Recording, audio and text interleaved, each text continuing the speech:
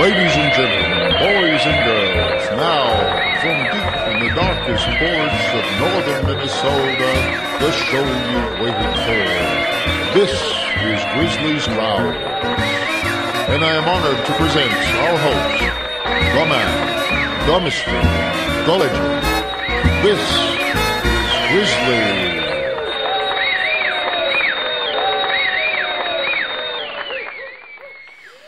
Hello again.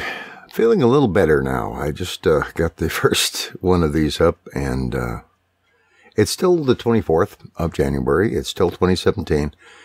But, you know, this is the chapter of this book when things started to get good. And Mill was on a roll, and so was I to a certain extent. And this chapter really, especially right from the beginning, is on point for what's happening today.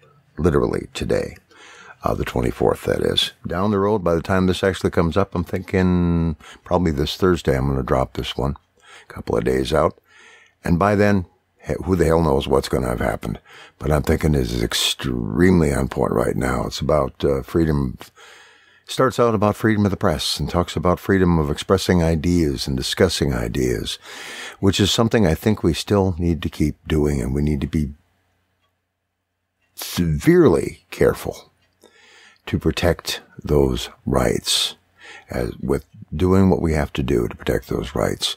The Constitution is supposed to do that, but the Constitution only says the federal government is supposed to do it, and if the federal government isn't going to do it, well then, I guess we got to ride their butts until they actually do.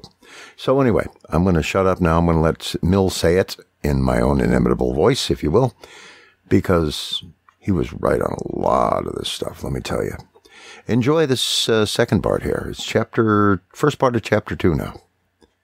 Have fun. Episode 2.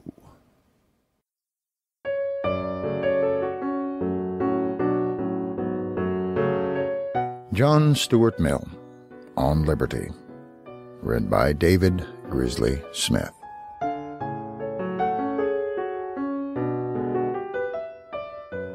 Chapter 2. Of the Liberty of Thought and Discussion. Part 1. The time, it is to be hoped, is gone by when any defense would be necessary of the liberty of the press as one of the securities against corrupt or tyrannical government. No argument, we may suppose, can now be needed against permitting a legislature or an executive not identified in interest with the people to prescribe opinions to them and determine what doctrines or what arguments they shall be allowed to hear. This aspect of the question, besides, has been so often and so triumphantly enforced by preceding writers that it need not be especially insisted on in this place.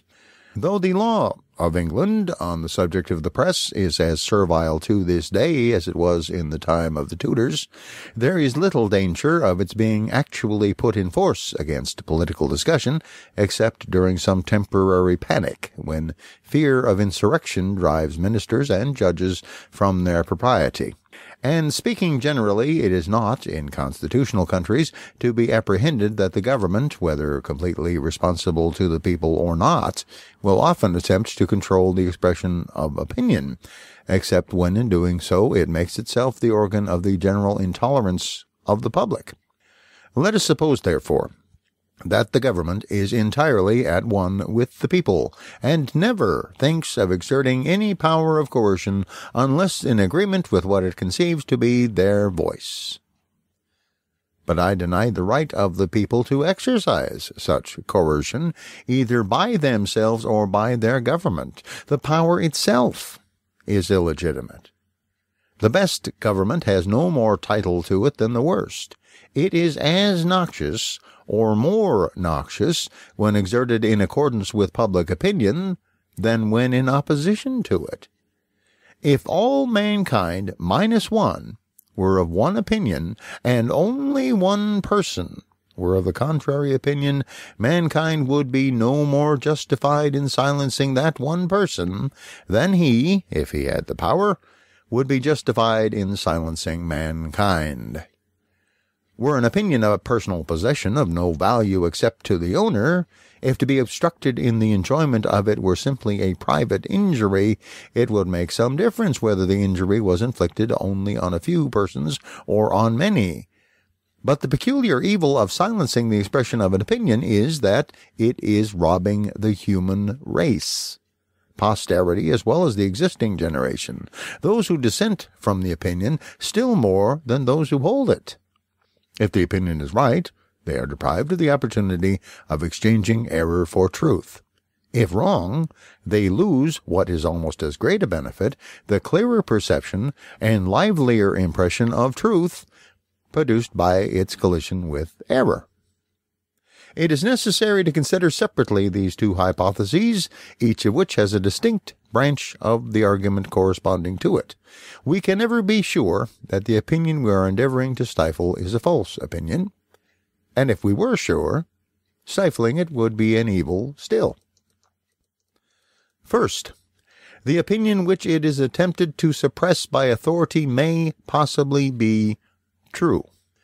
Those who desire to suppress it, of course, deny its truth, but they are not infallible. They have no authority to decide the question for all mankind and exclude every other person from the means of judging. To refuse a hearing to an opinion because they are sure that it is false is to assume that their certainty is the same thing as absolute certainty. All silencing of a discussion is an assumption of infallibility. Its condemnation may be allowed to rest on this common argument, not the worse for being common. Unfortunately, for the good sense of mankind, the fact of their fallibility is far from carrying the weight in their practical judgment, which is always allowed to it in theory. For while everyone well knows himself to be fallible, few think it necessary to take any precautions against their own fallibility, or admit the supposition that any opinion, of which they feel very certain, may be one of the examples of the error to which they acknowledge themselves to be liable. Absolute princes, or others who are accustomed to unlimited deference, usually feel this complete confidence in their own opinions on nearly all subjects. People more happily situated, who sometimes hear their opinions disputed, and are not wholly unused to be set right when they are wrong, place the same unbounded reliance only on such of their opinions as are shared by all who surround them, or to whom they habitually defer. For in proportion to a man's want of confidence in his own solitary judgment does he usually repose with implicit trust on the infallibility of the world in general. And the world, to each individual, means the part of it with which he comes in contact. His party, his sect, his church, his class of society. The man may be called, by comparison, almost liberal and large-minded, to whom it means anything so comprehensive as his own country, or his own age. Nor is this faith in this collective authority at all shaken by his being aware that other ages, countries, sects, churches, classes, and parties have thought, and even now think, the exact reverse. He devolves upon his own world the responsibility of being in the right against the dissentient worlds of other people, and it never troubles him that a mere accident has decided which of those numerous worlds is the object of his reliance, and that the same causes which made him a churchman in London would have made him a Buddhist or a Confucian in Peking. Yet it is as evident in itself as any amount of argument can make it, that ages are no more infallible than individuals. Every age having held many opinions which subsequent ages have deemed not only false, but absurd.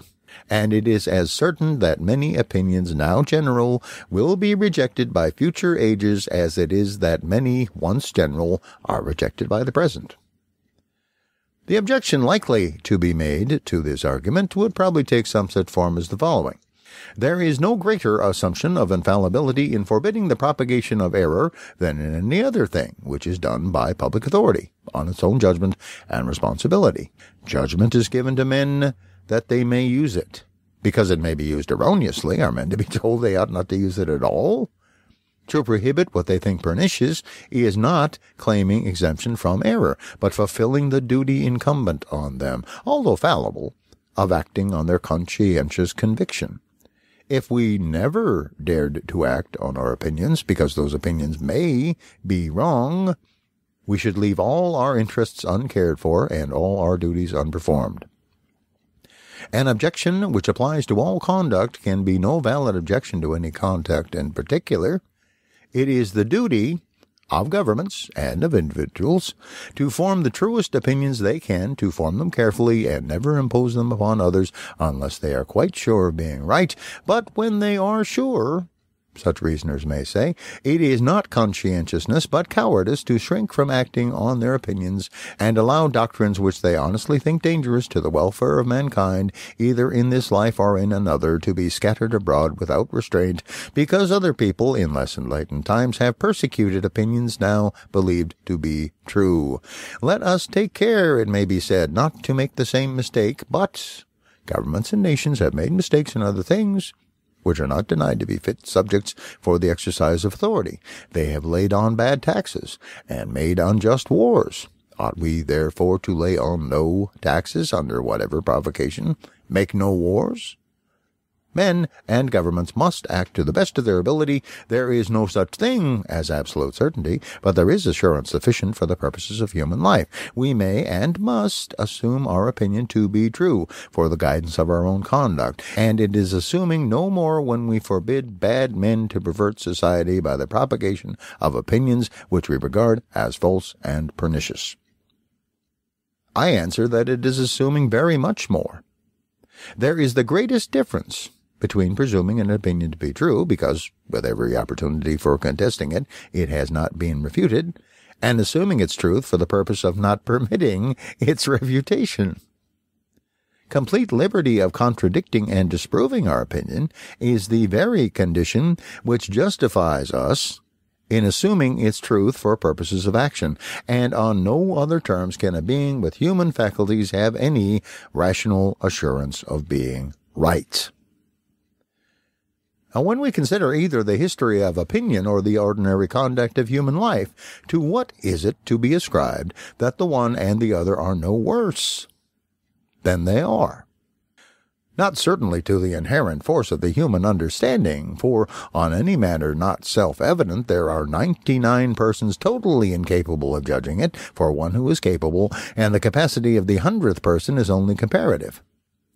For the majority of the eminent men of every past generation held many opinions now known to be erroneous, and did or approved numerous things which no one will now justify.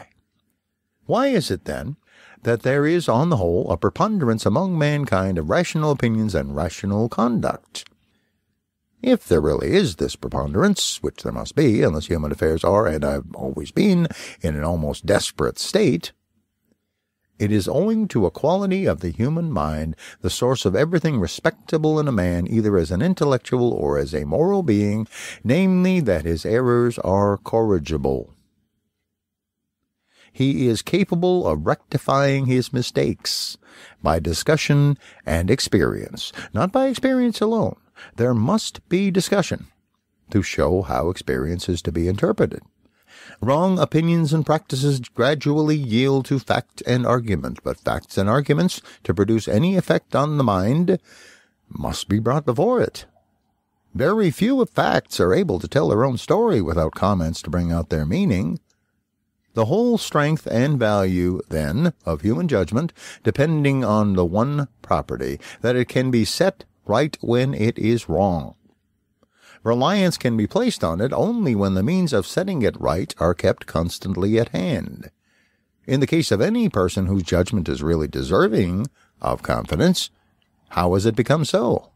Because it has kept his mind open to criticism of his opinions and conduct, because it has been his practice to listen to all that could be said against him, to profit by as much of it as was just, and expound to himself and upon occasion to others the fallacy of what was fallacious, because he has felt that the only way in which a human being can make some approach to knowing the whole of a subject is by hearing what can be said about it by persons of every variety of opinion, and studying all modes in which it can be looked at by every character of mind.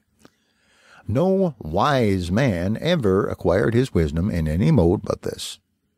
Nor is it in the nature of human intellect to become wise in any other manner. The steady habit of correcting and completing his own opinion by collating it with those of others, so far from causing doubt and hesitation in carrying it into practice, is the only stable foundation for a just reliance upon it. For, being cognizant of all that can, at least obviously, be said against him, and having taken up his position against all gainsayers, knowing that he has sought for objections and difficulties instead of avoiding them, and has shut out no light which can be thrown upon the subject from any quarter, he has a right to think his judgment better than that of any person or any multitude who have not gone through a similar process. It is not too much to require that the wisest of mankind, those who are best entitled to trust their own judgment, find necessary to warrant their relying on it, should be submitted to by that miscellaneous collection of a few wise and many foolish individuals called the public. The most intolerant of churches, the Roman Catholic Church, even at the canonization of a saint, admits and listens patiently to a devil's advocate. The holiest of men, it appears, cannot be admitted to posthumous honors until all that the devil could say against him is known and weighed. If even the Newtonian philosophy were not permitted to be questioned, mankind could not feel as complete assurance of its truth as they now do. The beliefs which we have most warrant for have no safeguard to rest on, but a standing invitation to the whole world to prove them unfounded. If the challenge is not accepted, or is accepted and the attempt fails, we are far enough from certainty still, but we have done the best that an existing state of human reason admits of. We have neglected nothing that could give the truth a chance of reaching us. If the lists are kept open, we may hope that if there be a better truth, it will be found when the human mind is capable of receiving it, and in the meantime we may rely on having attained such approach to truth as is possible in our own day. This is the amount of certainty attainable by a fallible being, and this is the sole way of attaining it. Strange it is that men should admit the validity of the arguments for free discussion, but object to their being pushed to an extreme, not seeing that unless the reasons are good for an extreme case, they are not good for any case. Strange that they should imagine that they are not assuming infallibility when they acknowledge that there should be free discussion on all subjects which can possibly be doubtful, but think that some particular principle or doctrine should be forbidden to be questioned because it is so certain, that is, because they are certain that it is certain. To call any proposition certain, while there is anyone who would deny its certainty if permitted, but who is not permitted, is to assume that we ourselves, and those who agree with us, are the judges of certainty and judges without hearing the other side.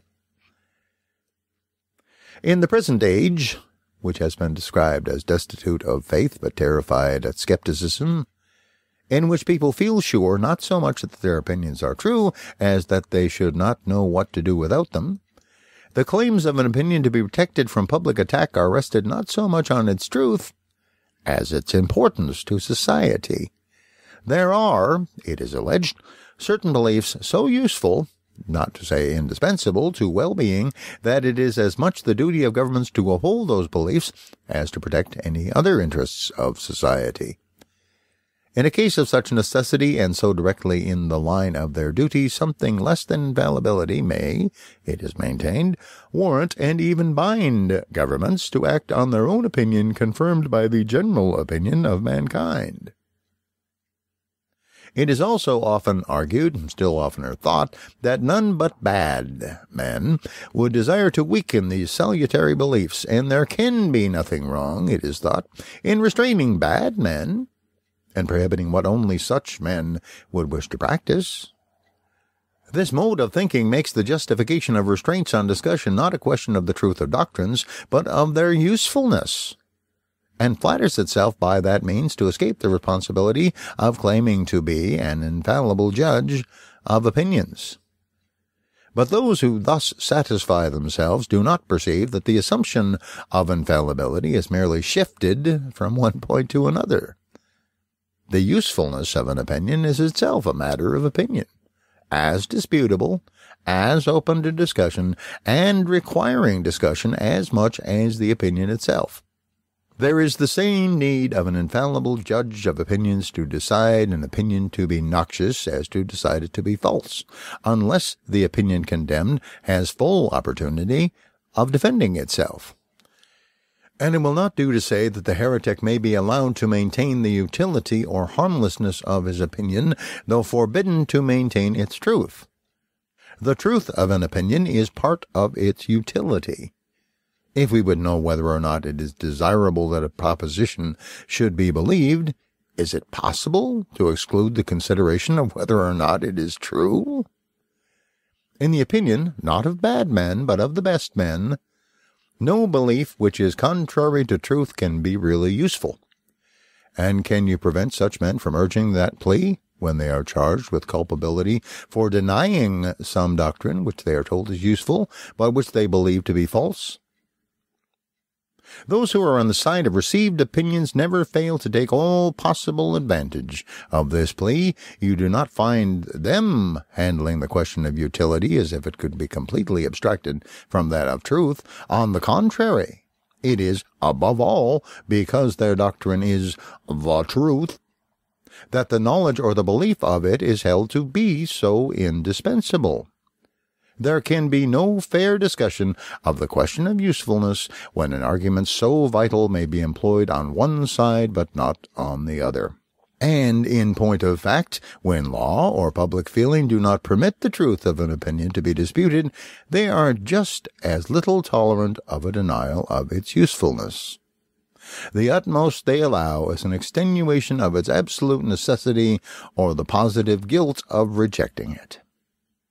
In order more fully to illustrate the mischief of denying a hearing to opinions because we in our own judgment have condemned them, it will be desirable to fix down the discussion of a concrete case, and I choose, by preference, the cases which are least favorable to me, in which the argument against freedom of opinion, both on the score of truth and on that of utility, is considered the strongest. Let the opinions impugned be the belief in a God and in a future state, or any of the commonly received doctrines of morality. To fight the battle on such ground gives a great advantage to an unfair antagonist, since he will be sure to say, and many who have no desire to be unfair will say it internally, "Are these the doctrines which you do not deem sufficiently certain to be taken under the protection of law? Is the belief in a God one of the opinions to feel sure of which you hold to be assuming infallibility?" But I must be permitted to observe that it is not the feeling sure of a doctrine, be it what it may, which I call an assumption of infallibility. It is the undertaking to decide that question for others, without allowing them to hear what can be said on the contrary side. And I denounce and reprobate this pretension not the less if put forth on the side of my most solemn convictions. However positive any one's persuasion may be, not only of the falsity, but of the pernicious consequences, but, to adopt expressions which I altogether condemn, the immorality and impiety of an opinion, yet if, in pursuance of that private judgment, though backed by the public judgment of his country or his contemporaries, he prevents the opinion from being heard in its defense, he assumes infallibility. And so far from the assumption being less objectionable or less dangerous because the opinion is called immoral or impious, this is the case of all the others in which it is most fatal. These are exactly the occasions on which men of one generation commit those dreadful mistakes which excite the astonishment and horror of posterity. It is among such that we find instances memorable in history when the arm of the law has been employed to root out the best men and the noblest doctrines, with deplorable success as to the men, though some of the doctrines have survived to be, as if in mockery, invoked in defense of similar conduct towards those who dissent from them, or from their received interpretation.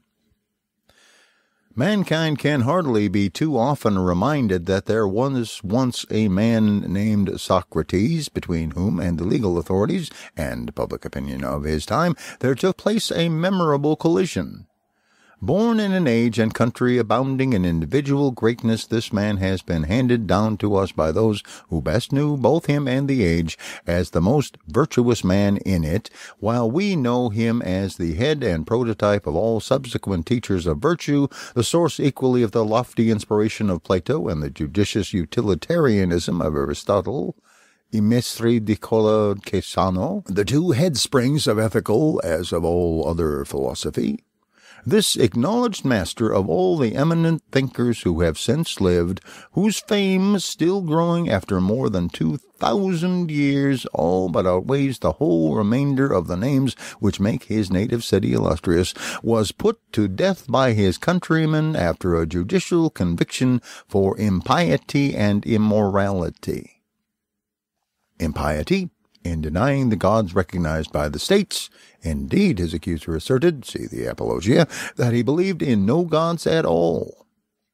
Immorality, in being, by his doctrines and instructions, a corrupter of youth.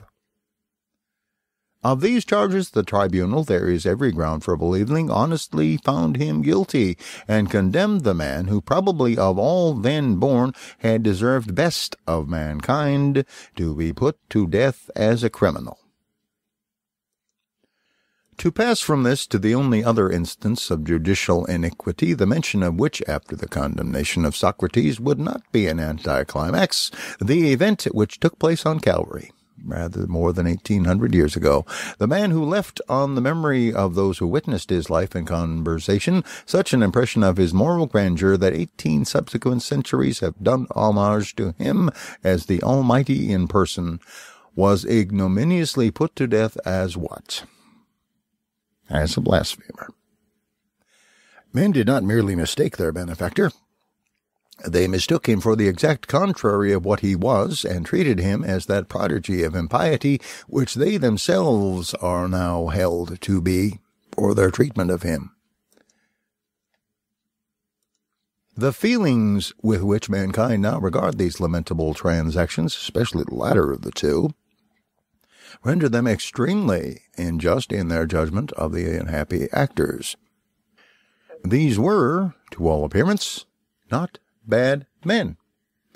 Not worse than men commonly are, but rather the contrary.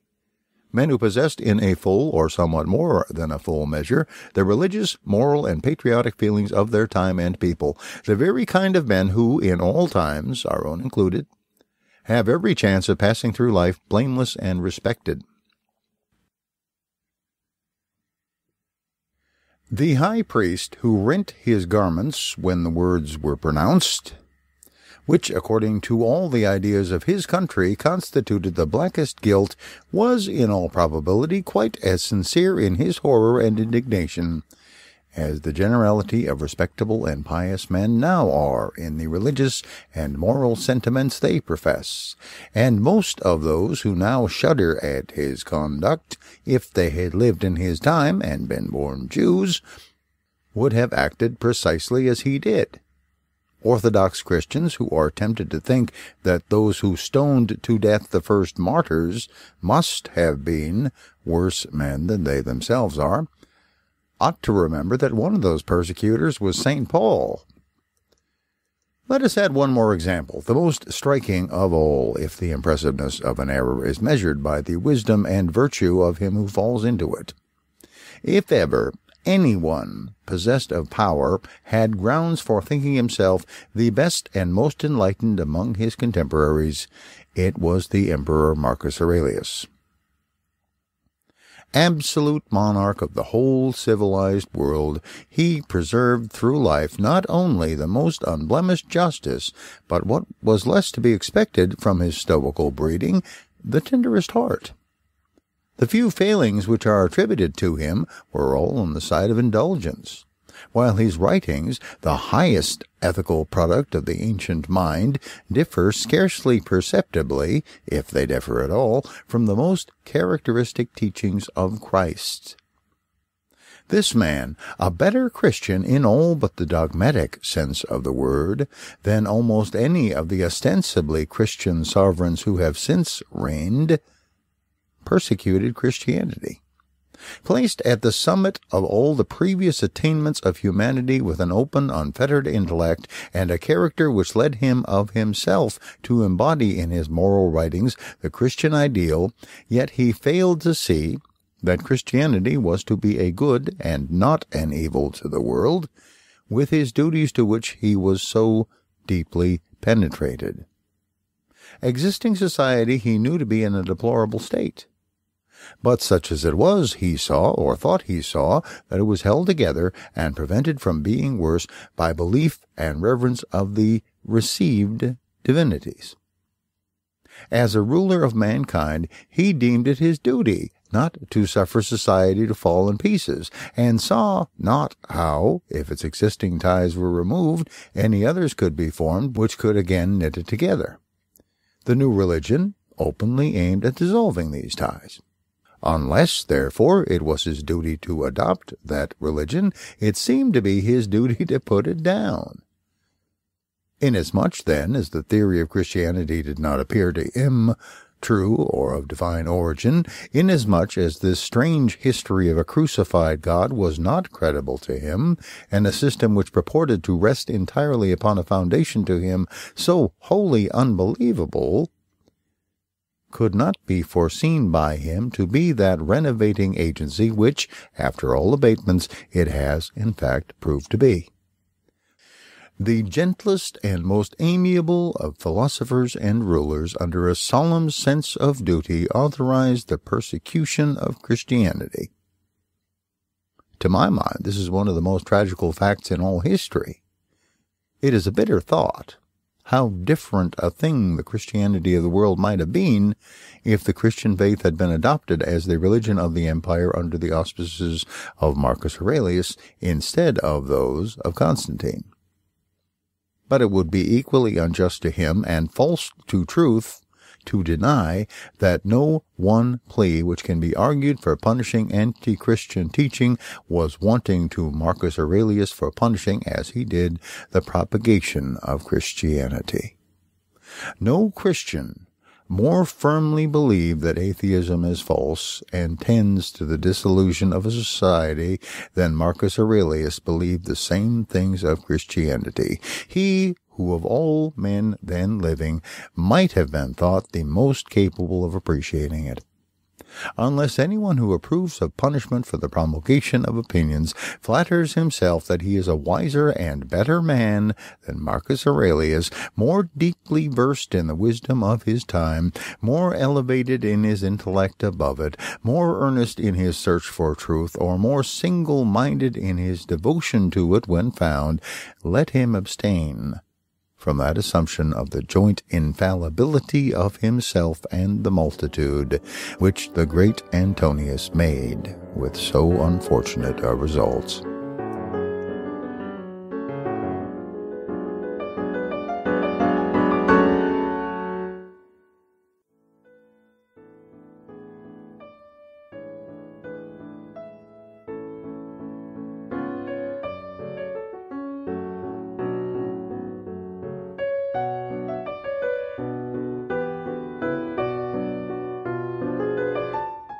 Thank you for listening to John Stuart Mill on Liberty, read by David Grizzly Smith. Background music for the intro and outro is Tchaikovsky's Opus 40, recorded by Kevin MacLeod of Incompetech.com. This recording is released under Creative Commons Attribution Non-Commercial No Derivatives 3.0 license. Thank you.